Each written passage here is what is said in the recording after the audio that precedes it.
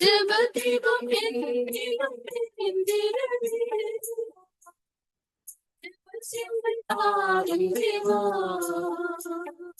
ஜெயித்து நானும் உடன் வீட்டை தாரும் தேவா ஜெயித்து நானும் உடன் வீட்டிடவே ரத்தம் வேதையாய் சிந்தினீர்.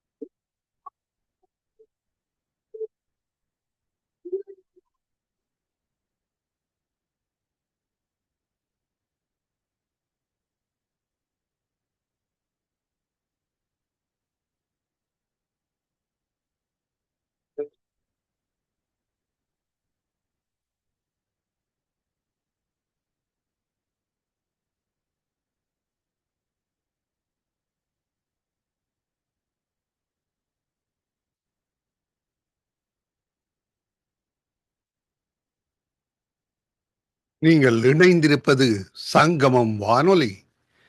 Destiny in Jesus Christ Tamil கிறிஸ்தவ வானொலி கனேடிய மண்ணிலிருந்து ஒலிபரப்பாகிறது.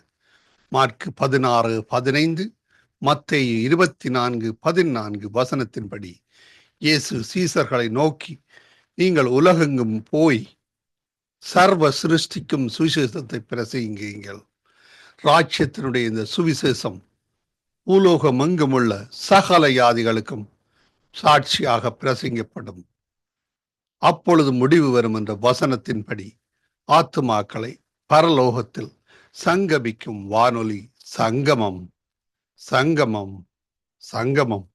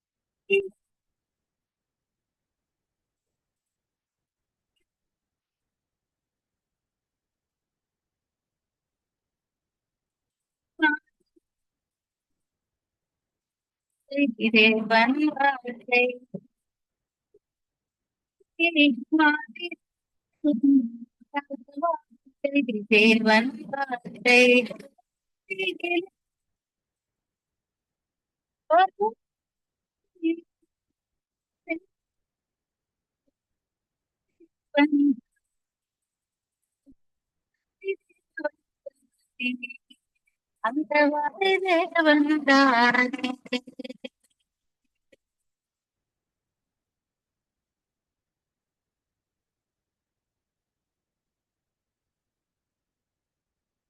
உபாகம் 28ஆம் அதிகாரம்.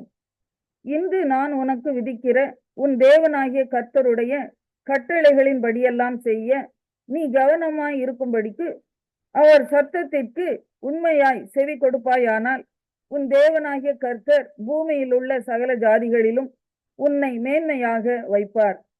நீ உன் தேவனாகிய கர்த்தரின் சத்தத்துக்கு செவி கொடுக்கும் போது இப்பொழுது சொல்லப்படும் ஆசீர்வாதங்கள் எல்லாம் உன்மேல் வந்து உனக்கு பலிக்கும்.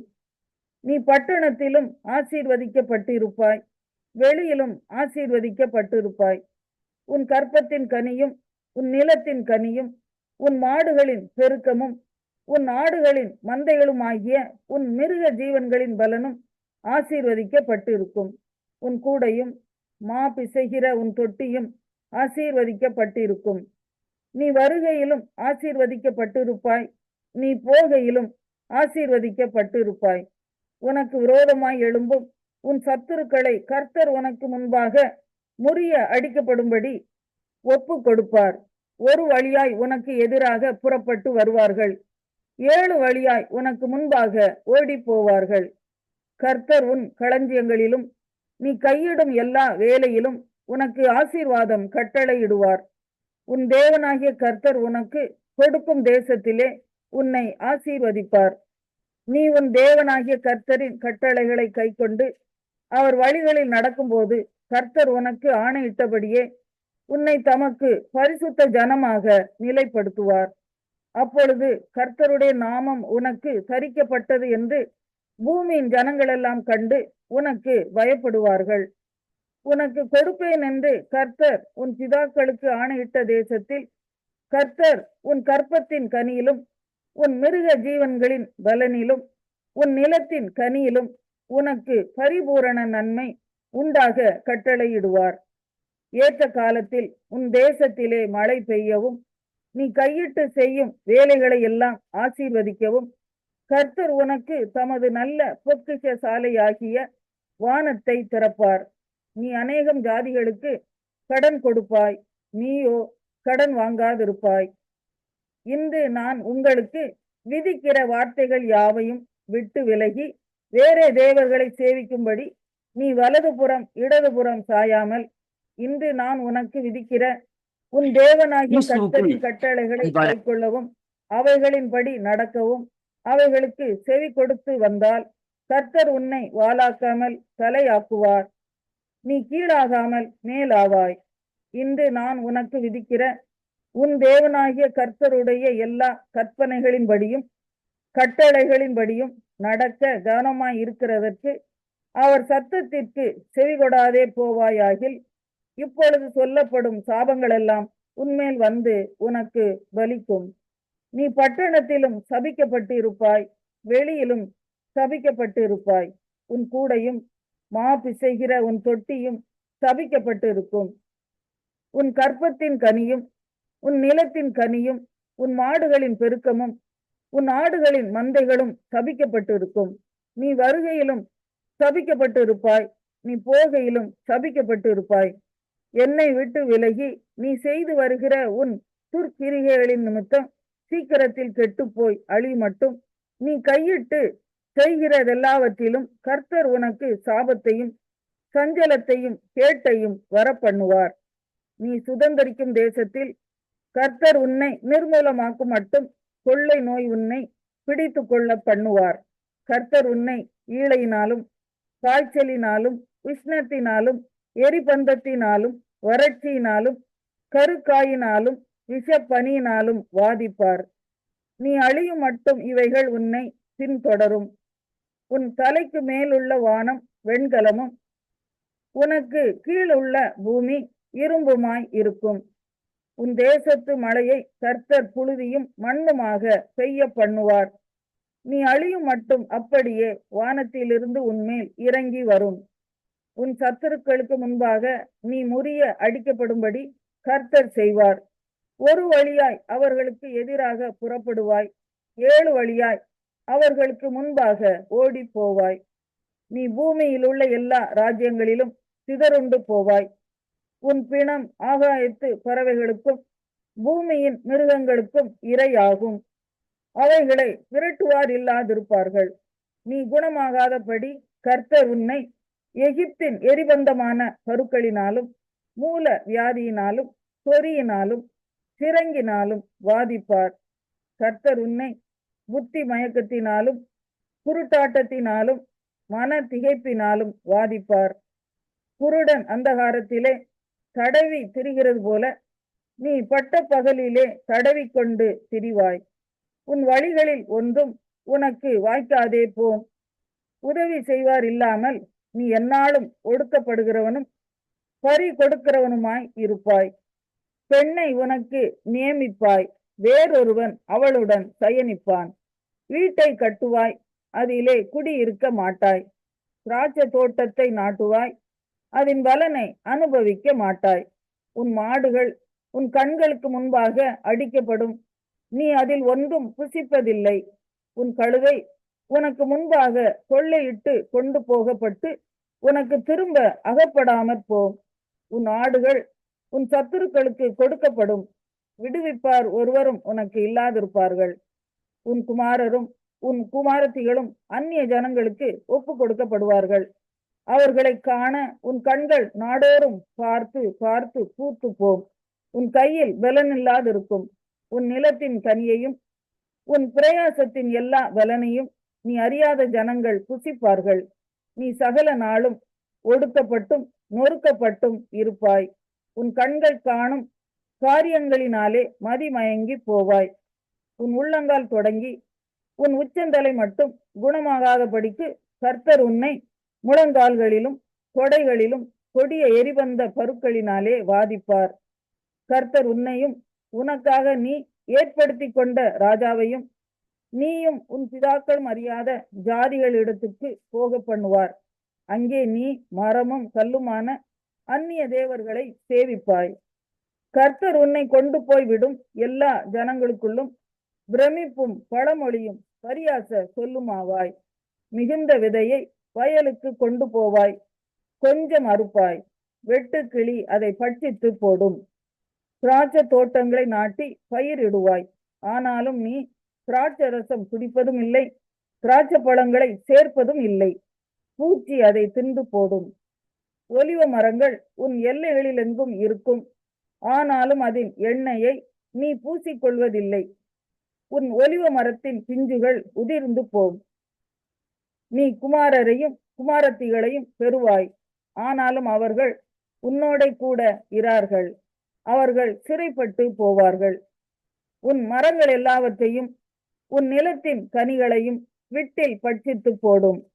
உன் நடுவில் இருக்கிற அந்நியன் உனக்கு மேற்பட்டு மென்மேலும் உயர்ந்திருப்பான். நீ மிகவும் தாழ்த்தப்பட்டு போவாய். அவன் உன்னிடத்தில் கடன்படான், நீ அவனிடத்தில் கடன்படுவாய். அவன் தலையாயிருப்பான், நீ வாளாயிருப்பாய்.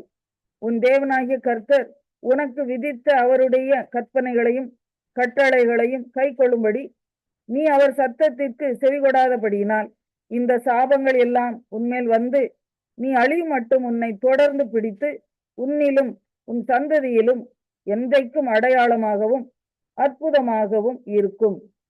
சகலமும் பரிபூரணமாய் இருக்கையில் நீ மனமகிழ்ச்சியோடும் களிப்போடும் உன் தேவனாகிய கர்த்தரை சேவியாமற் போனதின் நிமித்தம் சகலமும் குறைவுபட்டு பட்டினியோடும் தாகத்தோடும் நிர்வாணத்தோடும் கர்த்தர் உனக்கு விரோதமாய் அனுப்பும் சத்துருக்களை சேவிப்பாய். அவர்கள் உன்னை அழித்து தீரும் மட்டும் இருப்பு முகத்தடியை உன் கழுத்தின் மேல் போடுவார்கள். கிழவன் என்று முகம் பாராமலும் வாலிபன் என்று இறங்காமலும் இருக்கும் கொடிய முகமுள்ளதும் உனக்கு தெரியாத பாஷையை பேசுகிறதுமான ஜாதியை வெகு தூரத்தில் உள்ள பூமியின் கடையாந்தரத்திலிருந்து கர்த்தர் உன்மேல் கழுகு பறக்கும் வேகமாய் வரப்பண்ணுவார். நீ அழியும் மட்டும் அந்த ஜாதியான் உன் மிருக ஜீவன்களின் பலனையும் உன் நிலத்தின் கனியையும் புசிப்பான். அவன் உன்னை அழித்து தீரும் மட்டும் உன் தானியத்திலும் திராட்சை ரசத்திலும் எண்ணெயிலும் உன் மந்தைகளில் உள்ள ஆடு மாடுகளிலும் உனக்கு ஒன்றும் மீதியாக வைக்க மாட்டான். உன் தேசமெங்கும் நீ நம்பி இருக்கும் உயரமும் அரணிப்புமான உன் மதில்கள் விழுமளவும் அவன் உன் வாசல்களிலெங்கும் உன்னை முத்திகை போடுவான். உன் தேவனாகிய கர்த்தர் உனக்கு கொடுத்த உன்னுடைய தேசமெங்கும் உள்ள உன்னுடைய வாசல்கள் தோறும் உன்னை முத்திகை போடுவான். உன் சத்துருக்கள் உன்னை முத்திகை போட்டு நெருக்கும் காலத்தில் உன் தேவனாகிய கர்த்தர் உனக்கு கொடுத்த உன் கற்ப கனியான உன் புத்திரிகளின் மாம்சத்தை தின்பாய். உன் சத்துருக்கள் உன் வாசல்களில் எங்கும் உன்னை முத்திகை போட்டு நெருக்கும் காலத்தில் உன்னிடத்தில் செருக்கும் சுக செல்வமும் உள்ள மனிதன் சகலத்தையும் இழந்து தன் இல்லாமையினாலே தான் தின்னும் தன் பிள்ளைகளின் மாம்சத்திலே தன் சகோதரனுக்காகிலும் தன் மார்பில் இருக்கிற மனைவிக்காகிலும் தனக்கு மீந்திருக்கிற தன் மக்களில் ஒருவனுக்காகிலும் கொஞ்சமேனும் கொடாதபடி அவர்கள் மேல் வன்கண்ணாய் இருப்பான். உன்னிடத்தில் சுக செல்வத்தினாலும் செருக்கினாலும் தன் உள்ளங்காலை தரையின் மேல் வைக்க அஞ்சின செருக்கும் சுக செல்வமும் உள்ள ஸ்திரீ தன் கால்களின் நடுவே புறப்பட்ட தன் நஞ்சு கொடியின் நிமித்தமும் தான் பெற்ற பிள்ளைகளின் நிமித்தமும் தன் மார்பில் இருக்கிற புருஷன் மேலும் தன் குமாரன் மேலும் தன் குமாரத்தியின் மேலும் வன்கண்ணாய் இருப்பாள். உன் சத்துருக்கள் உன் வாசல்களில் உன்னை முற்றுகை போட்டு நெருக்கும் காலத்தில் சகலமும் குறைவுபடுவதினால் அவைகளை இரகசியமாய் தின்னுவான். உன் தேவனாகிய கர்த்தர் என்னும் மகிமையும் பயங்கரமுமான நாமத்திற்கு பயப்படும்படிக்கு நீ இந்த புஸ்தகத்தில் எழுதியிருக்கிற இந்த நியாயப்பிரமாண வார்த்தைகளின்படியெல்லாம் நடக்க கவனமாயிராவிட்டால் கர்த்தர் நீங்காத பெரிய வாதைகளாலும் நீங்காத கொடிய ரோகங்களாலும் உன்னையும் உன் சந்ததியையும் அதிசயமாய் வாதித்து நீ கண்டு பயந்த எகிப்து வியாதிகளெல்லாம் உன்மேல் வருவிப்பார். அவைகள் உன்னை பற்றி கொள்ளும். இந்த நியாயப்பிரமாண புஸ்தகத்தில் எழுதியிராத எல்லா பிணியையும் வாதையையும் நீ அழியும் அளவும் கர்த்தர் உன்மேல் வரப்பண்ணுவார். திரட்சியிலே வானத்து நட்சத்திரங்களைப் போல் இருந்த நீங்கள் உங்கள் தேவனாகிய கர்த்தரின் சத்தத்திற்கு செவிகொடாமற் போனதினால் கொஞ்சம் ஜனமாய் போவீர்கள். கர்த்தர் உங்களுக்கு நன்மை செய்யவும் உங்களை பெருக பண்ணவும் எப்படி உங்கள் மேல் ரம்மியமாய் இருந்தாரோ அப்படியே கர்த்தர் உங்களை அழிக்கவும் உங்களை அதம் பண்ணவும் ரம்மியமாய் இருப்பார். நீங்கள் சுதந்தரிக்க போகிற தேசத்திலிருந்து பிடுங்கி போடப்படுவீர்கள். கர்த்தர் உன்னை பூமியின் ஒரு முனை துவக்கி பூமியின் மறுமுனை மட்டும் இருக்கிற எல்லா ஜனங்களுக்குள்ளும் சிதற அடிப்பார். அங்கே நீயும் உன் பிதாக்களும் அறியாத மரமும் கல்லுமான அந்நிய தேவர்களை சேவிப்பாய். அந்த ஜாதிகளுக்குள்ளே உனக்கு இளைப்பாறுதல் இராது. உன் உள்ளங்கால்கள் தங்கி தரிக்க இடமும் இராது. அங்கே கர்த்தர் உனக்கு தத்தளிக்கிற இருதயத்தையும் சோர்ந்து போகிற கண்களையும் மன சஞ்சலத்தையும் கொடுப்பார். உன் ஜீவன் உனக்கு சந்தேகத்தில் ஊசலாடும். உன் ஜீவனை பற்றி நம்பிக்கை இல்லாமல் இரவும் பகலும் திகில் கொண்டிருப்பாய். நீ பயப்படும் உன் இருதயத்தின் திகிலினாலும் உன் கண்கள் காணும் காட்சியினாலும் விடியற் காலத்தில் எப்பொழுது சாயங்காலம் வருமோ என்றும் சாயங்காலத்தில் எப்பொழுது விடியற்காலம் வருமோ என்றும் சொல்லுவாய். இனி காணாதிருப்பாய் என்று நான் உனக்கு சொன்ன வழியாய் கர்த்தர் உன்னை கப்பல்களிலே எகிப்திற்கு திரும்ப கொண்டு போக பண்ணுவார். அங்கே உங்கள் சத்துருக்களுக்கு வேலைக்காரராகவும் வேலைக்காரிகளாகவும் விற்கப்படுவீர்கள். நீர் என் தாயின் பால் குடித்த என் சகோதரனை போல் இருந்தீரானால் நான் உம்மை வெளியிலே சந்தித்து முத்தமிடுவேன். என்னை நிந்திக்கவும் மாட்டார்கள். நான் உம்மை கூட்டிக் கொண்டு என் தாயின் வீட்டுக்கு அழைத்து கொண்டு போவேன். நீர் என்னை போதிப்பீர். கந்த வர்க்கமிட்ட திராட்சை ரசத்தையும் என் மாதளம் பழ ரசத்தையும் உமக்கு குடிக்க கொடுப்பேன். அவர் இடது கை என் தலையின் கீழ் இருக்கும். அவர் வலது கை என்னை அணைக்கும். எருசலேமின் குமாரத்திகளே, எனக்கு பிரியமானவளுக்கு மனதாக மட்டும் நீங்கள் அவளை விழிக்க பண்ணாமலும் எழுப்பாமலும் இருக்க உங்களை ஆணையிடுகிறேன்.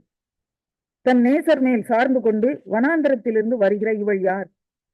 கிச்சிலி மரத்தின் கீழ் உம்மை எழுப்பினேன். அங்கே உமது தாய் உம்மை பெற்றாள்.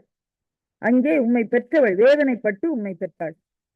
நீர் என்னை உமது இருதயத்தின் மேல் முத்திரையைப் போலவும் உமது புயத்தின் மேல் முத்திரையைப் போலவும் வைத்துக் கொள்ளும்.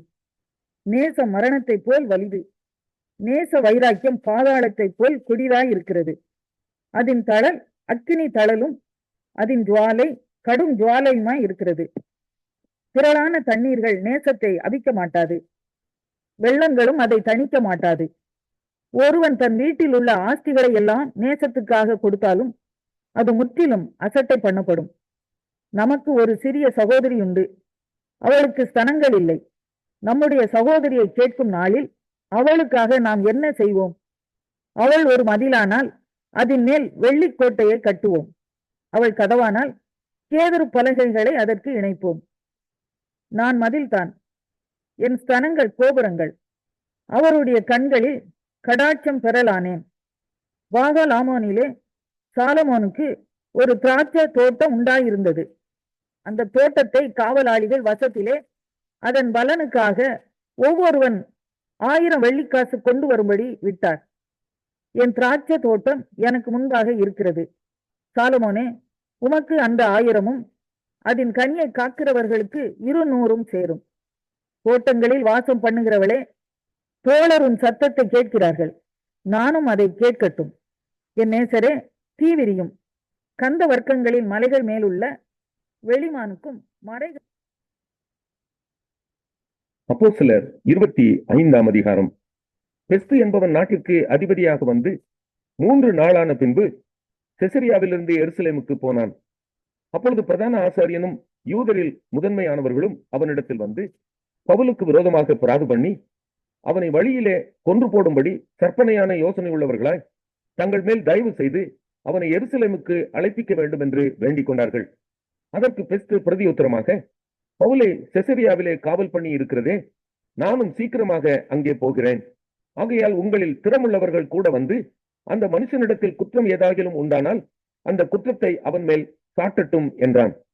அவன் அவர்களிடத்திலே ஏறக்குறைய 10 நாள் சஞ்சரித்து பின்பு செசரியாவுக்கு போய் மறுநாளிலே நியாயாசனத்தில் உட்கார்ந்து பவுலை கொண்டு வரும்படி கட்டளையிட்டான்.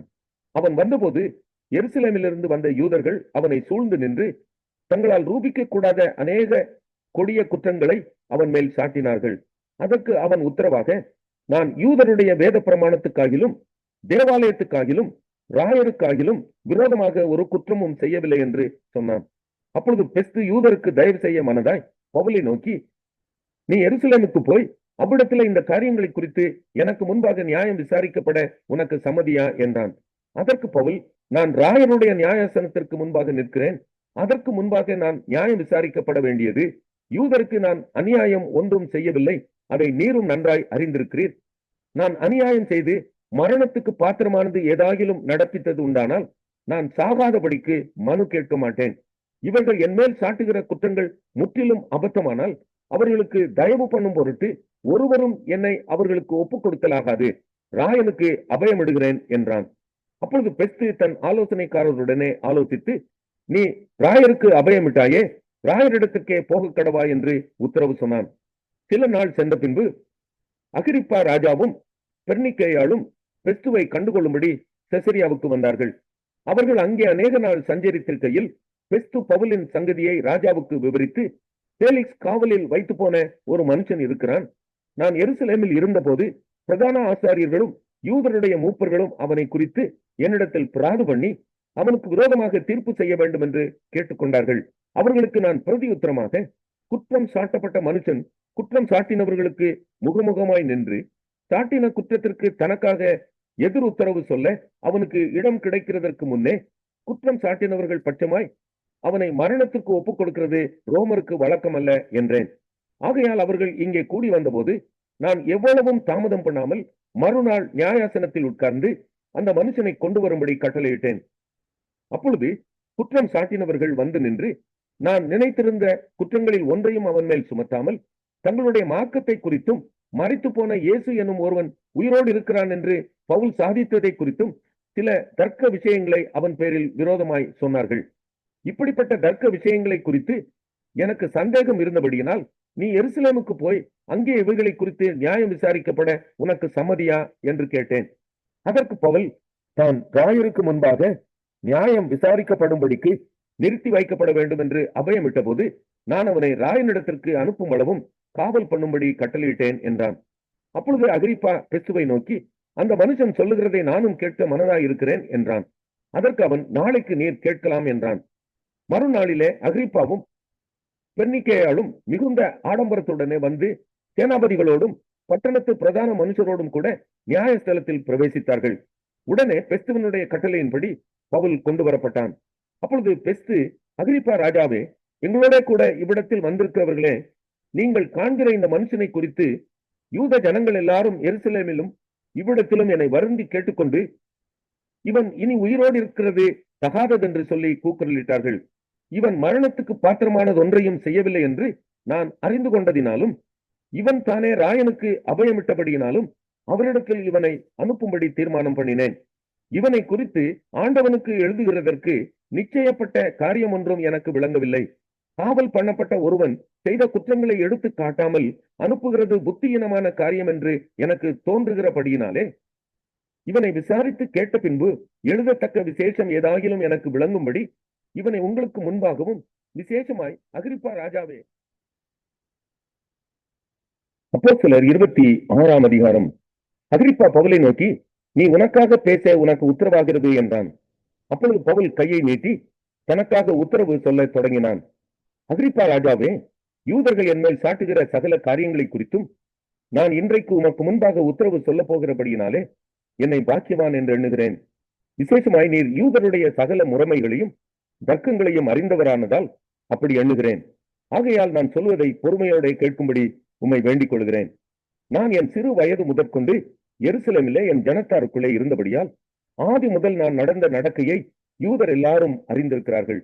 நம்முடைய மார்க்கத்தில் உள்ள சமய பேதங்களில் மிகவும் கண்டிப்பான சமயத்துக்கு இசைந்தபடி பரிசேயனாய் நடந்தேன் என்று சாட்சி சொல்ல அவர்களுக்கு மனதிருந்தால் சொல்லலாம். தேவன் நம்முடைய பிதாக்களுக்கு அருளி செய்த வாக்குத்தத்தம் நிறைவேறும் என்கிற நம்பிக்கைக்காகவே நான் இப்பொழுது நியாய தீர்ப்படைகிறவனாய் நிற்கிறேன். இரவும் பகலும் இடைவிடாமல் ஆராதனை செய்து வருகிற நம்முடைய 12 கோத்திரத்தாரும் அந்த வாக்குத்தத்தம் நிறைவேறும் என்று நம்பி இருக்கிறார்கள். அகிரிப்பா ராஜாவே, அந்த நம்பிக்கை நிமித்தமே யூதர்கள் என் மேல் குற்றம் சாட்டுகிறார்கள். தேவன் மரித்தோரை எழுப்புகிறது நம்பப்படாத காரியம் என்று நீங்கள் எண்ணுகிறது என்ன? முன்னே நானும் நசரனாகிய இயேசுவின் நாமத்திற்கு விரோதமாய் அநேக காரியங்களை நடப்பிக்க வேண்டும் என்று நினைத்திருந்தேன். அப்படியே நான் எருசலேமிலும் செய்தேன். நான் பிரதான ஆசாரியர்களிடத்தில் அதிகாரம் பெற்று பரிசுத்தவான்களில் அநேகரை சிறைச்சாலைகளில் அடைத்தேன். அவர்கள் கொலை செய்யப்படுகையில் நானும் சம்மதித்திருந்தேன். சகல ஜெப ஆலயங்களிலும் நான் அவர்களை அநேகம் தரம் தண்டித்து தேவ தூஷணம் சொல்ல கட்டாயப்படுத்தினேன். அவர்கள் பேரில் மூர்க்க வெறி கொண்டவனாய் அந்நிய பட்டணங்கள் வரைக்கும் அவர்களை துன்பப்படுத்தினேன். இப்படி செய்து வருகையில் நான் பிரதான ஆசாரியர்களிடத்தில் அதிகாரமும் உத்தரவும் பெற்று தமஸ்குவுக்கு போகும்போது மத்தியான வேளையில், ராஜாவே, நான் வழியிலே சூரியனுடைய பிரகாசத்திலும் அதிகமான ஒளி வானத்திலிருந்து என்னையும் என்னுடனே கூட பிரயாணம் பண்ணினவர்களையும் சுற்றி பிரகாசிக்க கண்டேன். நாங்கள் எல்லாரும் தரையிலே விழுந்த போது, சவுலே சவுலே, நீ ஏன் என்னை துன்பப்படுத்துகிறாய்? முள்ளில் உதைக்கிறது உனக்கு கடினமாம் என்று எபிரேய பாஷையிலே என்னுடனே சொல்லுகிற ஒரு சத்தத்தை கேட்டேன். அப்பொழுது நான், ஆண்டவரே, நீர் யார் என்றேன். அதற்கு அவர், நீ துன்பப்படுத்துகிற இயேசு நானே. இப்பொழுது நீ எழுந்து காலூன்றி நில். நீ கண்டவைகளையும் நான் உனக்கு தரிசனமாகி காண்பிக்க போகிறவைகளையும் குறித்து உன்னை ஊழியக்காரனாகவும் சாட்சியாகவும் ஏற்படுத்துகிறதற்காக உனக்கு தரிசனமானேன். உன் சுய ஜனத்தாரிடத்தினின்றும் அந்நிய ஜனத்தாரிடத்தினின்றும் உன்னை விடுதலையாக்கி அவர்கள் என்னை பற்றும் விசுவாசத்தினாலே பாவ மன்னிப்பையும் பரிசுத்தமாக்கப்பட்டவர்களுக்குரிய சுதந்திரத்தையும் பெற்றுக் கொள்ளும்படியாக அவர்களை இருளை விட்டு ஒளியினிடத்திற்கும் சாத்தானுடைய அதிகாரத்தை விட்டு தேவனிடத்திற்கும் திரும்பும்படிக்கு நீ அவர்களுடைய கண்களை திறக்கும் பொருட்டு இப்பொழுது உன்னை அவர்களிடத்திற்கு அனுப்புகிறேன் என்றார். ஆகையால் அகிரிப்பா ராஜாவே, நான் அந்த பரம தரிசனத்துக்கு கீழ்ப்படியாதவனாய் இருக்கவில்லை. முன்பு தமஸ்குவிலும் எருசலேமிலும் யூதேயா தேசம் எங்கும் உள்ளவர்களிடத்திலும் பின்பு புறஜாதியாரிடத்திலும் நான் போய் அவர்கள் தேவனிடத்திற்கு மனம் திரும்பி குணப்படவும் மனம் திரும்புதலுக்கேற்ற கிரியைகளை செய்யவும் வேண்டும் என்று அறிவித்தேன்.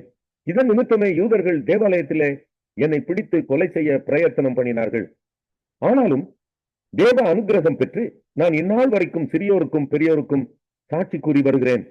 தீர்க்கதரிசிகளும் மோசேயும் முன்னமே சொல்லியிருந்தபடியே கிறிஸ்து பாடுபட வேண்டியதென்றும் மரித்தோர் உயிர் பெறுதலில் அவர் முதல்வராகி சுய ஜனங்களுக்கும் அந்நிய ஜனங்களுக்கும் ஒளியை வெளிப்படுத்துகிறவர் என்றும் சொல்லுகிறேனே அன்றி வேறு ஒன்றையும் நான் சொல்லுகிறதில்லை என்றான். இவ்விதமாய் அவன் தனக்காக உத்தரவு சொல்லுகையில் பெற்று உரத்த சத்தமாய், பவுலே, நீ பிதற்றுகிறாய், அதிக கல்வி உனக்கு பைத்தியம் உண்டாக்குகிறது என்றான். அதற்கு அவன், கனம் பொருந்திய பெசுவே, நான் பைத்தியக்காரன் அல்ல, சத்தியமும் சொஸ்த புத்தியும் உள்ள வார்த்தைகளை பேசுகிறேன். இந்த சங்கதிகளை ராஜா அறிந்திருக்கிறார். ஆகையால் தைரியமாய் அவருக்கு முன்பாக பேசுகிறேன். இவைகளில் ஒன்றும் அவருக்கு மறைவானதல்லவென்று எண்ணுகிறேன். இது ஒரு மூலையிலே நடந்த காரியமல்ல. அகிரிப்பா ராஜாவே, தீர்க்கதரிசிகளை விசுவாசிக்கிறீரா? விசுவாசிக்கிறீர் என்று அறிவேன் என்றான். அப்பொழுது அகிரிப்பா பவுலை நோக்கி, நான் கிறிஸ்தவன் ஆகிறதற்கு கொஞ்சம் குறைய நீ என்னை சம்மதிக்க பண்ணுகிறாய் என்றான். அதற்கு பவுல், நீர் மாத்திரமல்ல, இன்று என் வசனத்தை கேட்கிற யாவரும் கொஞ்சம் குறைய மாத்திரமல்ல, இந்த கட்டுகள் தவிர முழுவதும் என்னை போலாகும்படி தேவனை வேண்டிக் கொள்ளுகிறேன் என்றான். இவைகளை அவன் சொன்னபோது ராஜாவும் தேசாதிபதியும் பெர்னிக்கேயாலும் அவர்களுடனே கூட உட்கார்ந்திருந்தவர்களும் எழுந்து தனியே போய், இந்த மனுஷன் மரணத்துக்காவது கட்டுகளுக்காவது பாத்திரமானது ஒன்றையும் செய்யவில்லை என்று தங்களுக்குள்ளே பேசிக் கொண்டார்கள்.